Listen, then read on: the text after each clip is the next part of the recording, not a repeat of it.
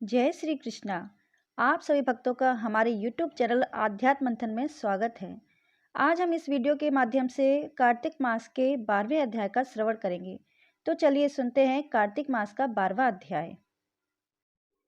श्री नारद जी ने कहा, तब जलंधर को अपनी खोज में आते देखकर इंद्र आदि देवता भय कंपित होकर वहां से भी भाग निकले। भागकर वह बैकुंठ में भगवान विष्णु के पास पहुंचे। फिर देवताओं ने अपनी रक्षा के लिए उनकी स्तुति की। देवताओं की उस दीनवाणी को सुनकर करुणा सागर भगवान विष्णु ने उनसे कहा, देवताओं, तुम भय को त्याग दो। युद्ध में मैं शीघ्र ही उस जलंधर को मारूंगा। ऐसा कहने के साथ ही भगवान गरुड़ पर जा बैठे। तब देवताओं सहित उन्हें युद्ध क्षेत्र की ओर आते देख समुद्र तनया लक्ष्मी जी के नेत्रों में जल भर आया और उन्होंने कहा, हे नाथ, यदि मैं सर्वदा आपकी प्रिय हूँ और भक्त हूँ तो मेरा भाई आप द्वारा युद्ध में कैसे मारा जाना चाहिए। इस पर भगवान विष्णु ने कहा, यदि तुम्हारी ऐसी ही प्रीति है तो मैं उसे अपने हाथों से नहीं मारूंगा, परंतु युद्ध में तो जाऊंगा ही, क्योंकि देवताओं ने मेरी बड़ी स्तुति की है। ऐसा कहकर शंख चक्र गदा पद्मधारी भगवान विष्णु गरुड़ पर चढ़ते हुए शीघ्र ही युद्ध के उस स्थान पर जा पहुंचे जहां पर जलंधर विद्यमान था। विष्णु के तेज से कंपित देवता सिंहनाद करने लगे। फिर तो अरुणा के अनुज गरुड़ के पंखों की प्रबल वायु से पीड़ित हो दैत्य इस प्रकार घूमने लगे जैसे आंधी से बादल आकाश में घूमते हैं। तब अपने वीर दैत्यों को पीड़ित होते देखकर जलंधर ने क्रोध करके भगवान विष्णु को अद्भुत वचन कहकर उन पर कठोर आक्रमण कर दिया। इसके आगे के वृत्तांत हम 13वें अध्याय में सुनेंगे। कार्तिक महात्म्य का 12 अध्याय पूर्ण हुआ। अब सुनते हैं कार्तिक महात्म्य में सुनी जाने वाली राय दामोदर जी की कहानी। एक समय की बात है कि किसी गांव में एक माँ और उसकी बेटी रहती थी। उसकी बेटी का नाम राई था। वह बहुत ही सुंदर और सुशील थी। वह भगवान श्री कृष्ण की भक्ति किया करती थी। एक बार भगवान कृष्ण ने सोचा कि उसकी परीक्षा लेनी चाहिए, तो वो डांसरिया बेचने वाले बनकर आए और जोर जोर से आवाज़ देने लगे। राई ने माँ से कहा कि मुझे भी डांसरिया चाहिए। माँ बोली, बेटी, अभी मेरे पास पैसे नहीं हैं, घर में बाजरी रखी है, वो ले जा। बाजरी की भगवान ने फूंक मारी तो फूस उड़कर राई की आंख में चली गई। फिर राई जोर जोर से रोने लगी और भगवान वहां से अंतर्ध्यान हो गए। फिर वो वैद्य जी का रूप बदलकर वहां आ गए और आवाज़ देने लगे। राय की माँ बाहर आई और बोली, वैद्य जी, मेरी बेटी की आंख में कुछ फूस गिर गया है, उसे निकाल दो। भगवान बोले, अगर मैं फूस निकालूंगा तो उसका विवाह मेरे साथ करना पड़ेगा। राय की माँ तैयार हो गई और सगाई कर दी।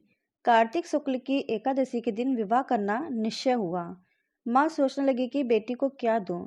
सोने की दुकान पर जाकर बोली, मेरी राय के लिए लौंग व बिछिया दिखा दो। सुनार बोला, मुझे समय नहीं है, मैं तो कृष्ण भगवान के गहने गढ़ रहा हूँ। हलवाई व बनिया वो जहाँ भी गई उसको यही जवाब मिला। जब राय की माँ घर वापस आई तो उसने देखा कि उसकी झोपड़ी महल में बदल गई। आनंद हो गया। ठाठ से विवाह की तैयारी होने लगी। भगवान बारात लेकर आए। माँ ने खूब ठाट बाट से राय का विवाह भगवान कृष्ण के साथ कर दिया। भगवान राय को लेकर द्वारका गए तो राय के महल में दिन रात रहने लगे। दूसरी रानियां चिढ़ने लगी। सावन में राय पीहर गई। भगवान ने सोचा राय के तीज भेजूं। भगवान श्री कृष्ण ने 7 जिरी के वेश व 5 सोने के पचेटे रखे और हंसों को बुलाया व बोले, सीधे राई के पीहर जाना और कहीं मत रुकना। राधा रुक्मणी को पता चला तो उन्होंने हंसों को अपने महल में बुला लिया और कहा, थोड़े मोती चुग लो। हंस आ गया, मोती चुगने लगा। राधा रुक्मणी ने सारा सामान निकाल उसमें फटे पुराने कपड़े और 5 कांटे बांध दिए और पोटली हंस को दे दी। हंस सामान लेकर राय के पास गए। राय खुशी से नाचने लगी। जैसे ही उसने पोटली खोली, 5 उंगलियों में 5 कांटे चुभ गए। राय दुखी हो गई। सावन खत्म हुआ तो भगवान लेने आए तो राय भगवान से नहीं बोली। वे भगवान से दूर दूर होने लगी। भगवान ने सोचा कि कोई बात नहीं। राय फिर भी नहीं बोली। इतने पर भी भगवान को अपने महल में ही खाना खिलाती और भोजन में दही जरूर देती। एक दिन भगवान बिल्ली बनकर दही खा गए। अब राई दही कहाँ से रखे। भगवान गुजरी बनकर दही बेचने गए। राई नीचे जाकर बोली, थोड़ा दही दे दो। गुजरी रूप में भगवान बोले, राई तुम उदास क्यों हो? हमने सुना है आप भगवान से नाराज हैं। राई बोली, तुझे क्या मतलब है, तू जा। तो गुजरी रूपी भगवान बोले, हम सहेली जैसी हैं, तो मन की बात कहो, मैं किसी से नहीं कहूँगा। राई ने सारी बात कही। सुनते ही भगवान को अचंभा हुआ और वे असली रूप में आ गए और बोले, ये कैसे हुआ? मैंने तो जरी के बेस व सोने के पचेटे भेजे थे। भगवान ने हंसों को बुलाकर पूछा, तुम कहीं रुके तो नहीं थे? हंस बोला कि राधा रुक्मणी के महल में रुके और कहीं नहीं रुके। भगवान ने राधा रुक्मणी को बुलाया और पूछा, आपने ऐसा क्यों किया? वो बोली, आप हमारे महल नहीं पधारे, इसलिए हमने ऐसा किया। भगवान बोले, आप हमको प्रेम से बुलाते तो हम जरूर आते।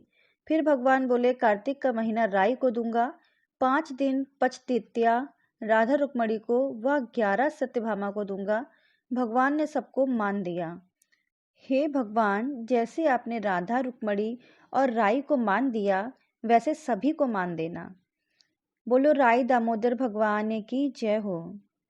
अगर आप लोगों को ये वीडियो पसंद आई हो तो प्लीज़ हमारे चैनल को लाइक करिए, सब्सक्राइब करिए और शेयर करिए। धन्यवाद भक्तों।